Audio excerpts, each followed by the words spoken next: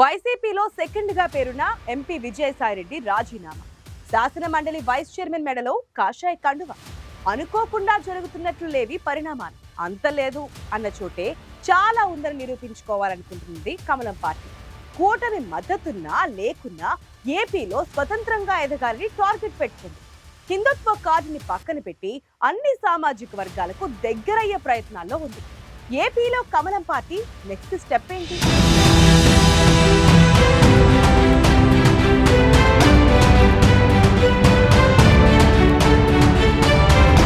కర్ణాటకలో గతంలో అధికారంలోకి వచ్చింది. వచ్చే ఎన్నికల్లో తెలంగాణలో అధికారం ఖాయమన్న ధీమాతో ఉంది. కానీ ఏపీకి వచ్చేసరికి ఆ పార్టీకి నిన్న మొన్నటిదాకా అంత నమ్మకం లేదు. ఏదో లక్కు కలిసొచ్చి 1-6 సీట్లు గెలవడమే తప్ప ప్రధాన పార్టీలపై సింగిల్గా తొడగొట్టేంత బలంగా లేదు ఆ పార్టీ. కశ్మీర్ నుంచి కన్యాకుమారి దాకా అంతటా విస్తరించాలనుకుంటున్న బీజేపీ తెలుగు రాష్ట్రం ఏపీ పైన సీరియస్గా ఫోకస్ పెట్టింది. దీపముండగానే ఇల్లు చక్కబెట్టాలనుకుంటోంది. డబుల్ ఇంజిన్ సర్కారుండడంతో ఏపీలో జెండా రెపరెపలాడించడానికి ఇంతకంటే మంచి టైం మరొకటి ఉండదనుకుంటోంది. ఏపీ రాజకీయాల్లో 2 రోజుల క్రితమే ఓ బ్రేకింగ్ న్యూస్. శాసనమండలి వైస్ చైర్మన్ వైసీపీకి రాజీనామా చేసి బీజేపీలో చేరిపోయారు. ఆమె మైనార్టీ వర్గానికి చెందిన మహిళ కావడమే అంత సెన్సేషన్కి కారణం. ఏపీ బీజేపీ అధ్యక్షురాలు పురంధేశ్వరి సమక్షంలో కాషాయ కండువా కప్పుకున్నారు జకియా ఖానం. సబ్కా సాత్ సబ్కా వికాస్, ఇదే ఇప్పుడు బీజేపీ స్లోగన్. మైనార్టీ వ్యతిరేక పార్టీ అనే ముద్ర చెరిపేసుకోవాలనుకుంటోంది బీజేపీ. ఏపీలో బలపడాలంటే కీలకమైన ఆ వర్గం మద్దతు తప్పనిసరి అనుకుంటోంది. దాంట్లో భాగంగానే జరిగింది జకియా చేరిక.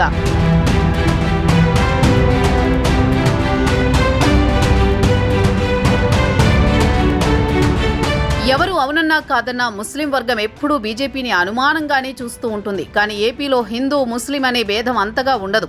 అయినా కొన్ని అపోహలు కొనసాగుతున్నా ఇదే సమయంలో జకియా ఖాన్ని చేర్చుకుని తమకు కులమతాల పట్టింపేమీ లేదనే సంకేతాలిచ్చే ప్రయత్నం చేసింది కమలం పార్టీ. ఈ టైంలో జకియా చేరిక బీజేపీకి ఎంతో కొంత కలిసొచ్చే అంశమే అంటున్నారు. గవర్నర్ కోటాలో మండలికి నామినేట్ అయిన జకియా మొన్నటిదాకా వైసీపీతోనే ఉన్నారు. తిరుమల దర్శనం టికెట్లు అమ్ముకున్నారని ఆరోపణలున్న జకియాని చేర్చుకోవడంపై కొందరు అసహనంతో ఉన్నా ఏపీలో పార్టీ భవిష్యత్తు కోసం వ్యూహాత్మకంగా వెళుతోంది బీజేపీ అధినాయకత్వం.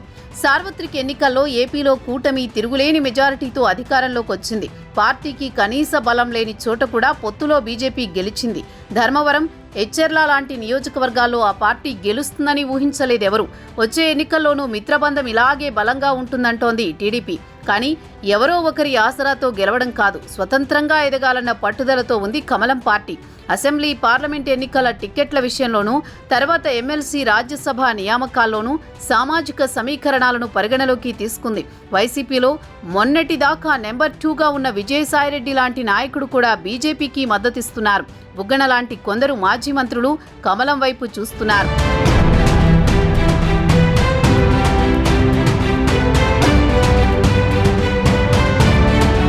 రాజకీయాల్లో ఎప్పుడు ఏం జరుగుతుందో తెలియదు. శాశ్వత మిత్రులే కాదు, శాశ్వత శత్రువులు ఉండరు పాలిటిక్స్లో.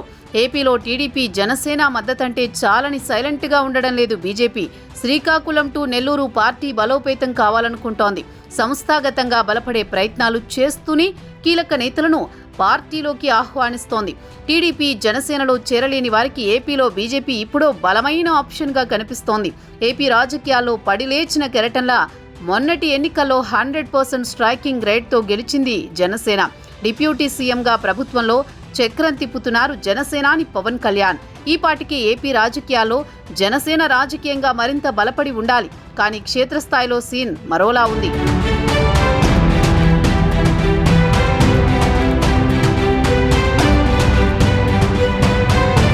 అభిమానం ఒక్కటే పార్టీని నిలబెట్టదు. ఆ లాజిక్ ని మిస్ అవుతున్నారు జనసేనాని. డిప్యూటీ సీఎంగా, కీలక శాఖల మంత్రిగా క్షణం తీరిక లేకుండా గడుపుతున్నారు. కానీ క్షేత్రస్థాయిలో జన సైనికుల్లో మాత్రం తమ పార్టీ ప్రభుత్వంలో భాగస్వామి అనే సంతృప్తి ఏ కోసానా కనిపించడం లేదు. కొన్ని చోట్ల జనసేన పార్టీ శ్రేణులు మరో దారి లేక టీడీపీకి దగ్గరవుతున్నాయి. చాలా చోట్ల ఆ పార్టీ నేతలు సొంతంగా ఎదిగే అవకాశం లేకుండా పోతోంది. దీంతో కూటమిలో బీజేపీ స్పీడు పెరిగింది. జనసేన స్థానంలోకి ఎగబాకాలనుకుంటోంది కమలం పార్టీ. అందుకే చాప కింద నీరులా ఏపీలో పార్టీ విస్తరణపై పూర్తి ఫోకస్ పెట్టింది. జనసేనకు ఊరు వాడ పార్టీ శ్రేణులున్నా ఇప్పటిదాకా కమిటీల ఏర్పాటు లేదు. సంస్థాగత నిర్మాణంపై ఆ పార్టీకో పక్కా ప్లాన్ అంటూ లేదు. దీన్ని అడ్వాంటేజ్గా తీసుకుంటోంది కమలం పార్టీ.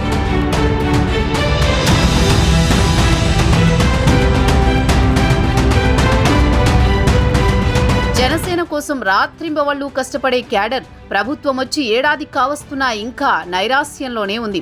సొంత డబ్బుతో పార్టీని నిలబెట్టి గెలిపించిన నాయకులు తమ భవిష్యత్తుపై డైలమాలో ఉన్నారు. ప్రభుత్వంలో అధినేత నిలువెత్తు కటౌట్ కనిపిస్తున్నా ఏపీ రాజకీయాల్లో తిరుగులేని శక్తిగా ఎదుగుతామనే నమ్మకం లేకుండా పోయింది జన సైనికులకు.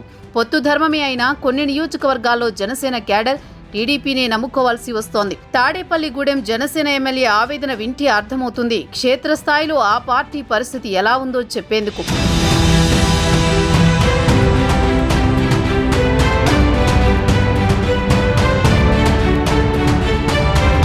పవన్ కళ్యాణ్ డిప్యూటీ సీఎం అయ్యారు, నాదెండ్ల మంత్రి అయ్యారు. జనసేనాని లెఫ్ట్ అండ్ రైట్లకు ఆయన సోదరుడికి పదవులు దక్కాయి. కానీ మిగిలిన నేతల గోడు పట్టించుకునేవారు లేరు. 2014లో పొత్తు పెట్టుకున్న పార్టీలు 2019 నాటికి తెగతింపులు చేసుకున్నాయి. అవకాశం ఉన్నప్పుడే సొంతంగా బలపడాలి ఏ పార్టీ అయినా. కానీ జనసేన కలిసొచ్చిన అవకాశాల్ని కాలదన్నుకుంటోందనే అభిప్రాయం ఆ పార్టీ శ్రేణుల్లోనే ఉంది. వచ్చే ఎన్నికల నాటికి స్వతంత్రంగా గెలుస్తామనే నమ్మకాన్ని క్యాడర్లో కల్పించలేకపోయారు పవన్ కళ్యాణ్. మొన్నటి ఎన్నికల్లో సీట్ల విషయంలో రాజీ పడ్డ జనసేన ఇప్పటికీ అన్ని విషయాల్లో రాజీ పడుతూనే ఉందనే అభిప్రాయం బలంగా ఉంది. జనసేనకు ఉన్న ఈ మైనస్లని ప్లస్సులుగా మలుచుకునే ప్రయత్నంలో ఉంది బీజేపీ.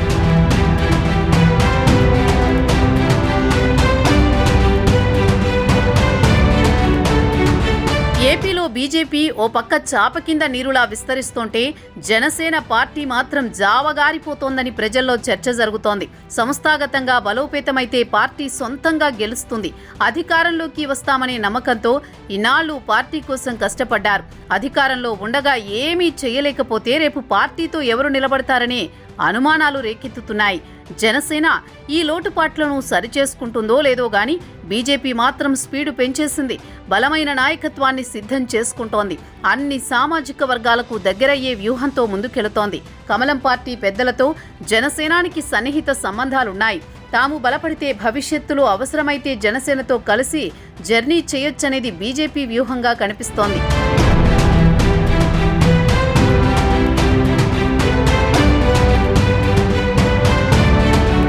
ఏపీ బీజేపీ అధ్యక్ష బాధ్యతలను ఎన్టీఆర్ కుమార్తె పురంధేశ్వరికి అప్పగించడం నుంచి ప్రతి అడుగు వ్యూహాత్మకంగా వేస్తోంది బీజేపీ.